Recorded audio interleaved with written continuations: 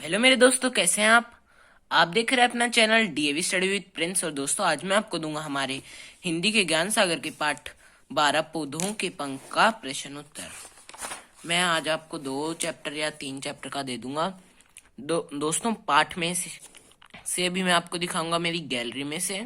दोस्तों, आप देख सकते हैं हमारा पहला प्रश्न है, श्रीधर कौन था और वह लेखक के घर क्यों आया था। तो इसका हमारा उत्तर है, श्रीधर लेखक की माँ की प्रिया सखी रीता का पुत्र था। वह अपनी माता के साथ श्रीधर की बहन की शादी में उसके घर आया था।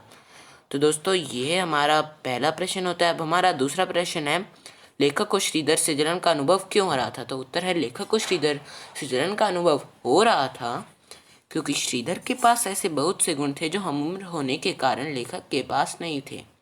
ये हम उम्र है दोस्तों, इसका मतलब होता है, मैं आपको भी बाद में बताऊंगा, इस वजह से लेखक अपने को कम आंक रहा था। तो दोस्तों, आप यहाँ पर देख सकते हैं कि जो यहाँ पर हम उम्र और एक और आंक रहा है, इन दोनों का मतलब होता है, हम उम्र का तो मतलब होता है सेम उम्र का, और आंकना मतलब कम मानना।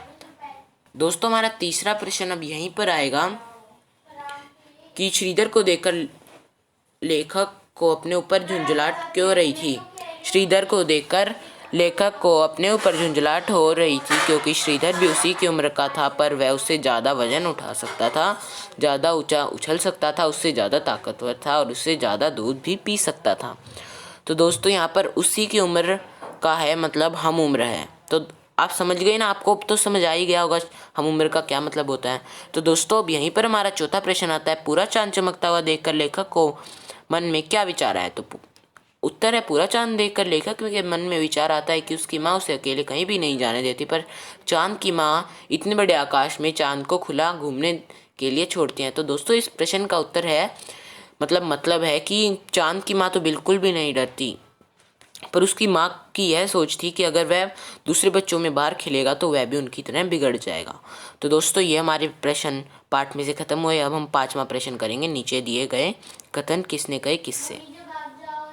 तो दोस्तों, जैसा कि आप देख सकते हैं, मैंने आपको पाठ में से सभी का उत्तर दे दिया है। तो अब हम 5वें प्रश्न, नीचे दिए गए कथन किसने किससे कहा और क्यों। तो दोस्तों, इन छोटे छोटे खिलौनों से अब कब तक खेलोगे। तो किसने कहा, श्रीधर ने लेखक से। और क्यों कहा, क्योंकि श्रीधर अपनी उम्र के हिसाब से खेल नहीं खेलता था, वह अपनी उम्र के बच्चों के साथ नहीं खेलता था खेल। मेरे इकलौता पौधा है, मेरे इकलौता राजकुमार है, किसने कहा, लेखक की दादी ने।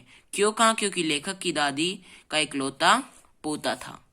अब हम सही उत्तर पर निशान लगाए वाले पे देखते हैं, पिताजी सारा दिन कहाँ रहते थे।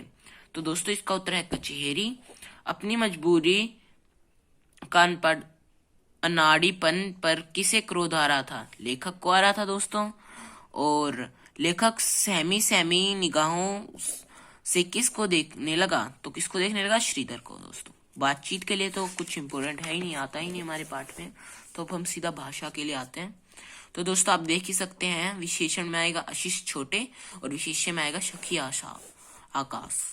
खेलते शब्द और ऐसे में मूल शब्द और प्रत्यय को जोड़ना है ताता। तो आप देख सकते हैं, फेंकता, पकड़ता, मानता, समझता और देखता। दोस्तों, ये हमारा आखिरी प्रश्न, अमीर आदमी, या आप अपनी मर्जी से कुछ भी लिख सकते हैं। तो थैंक यू मेरे दोस्तों, वीडियो को देखने के लिए। चैनल को करें सब्सक्राइब और घंटी वाले आइकन को भी जरूर दूं, और ऐसे और प्रश्न भी मैं आपको जरूर दूंगा।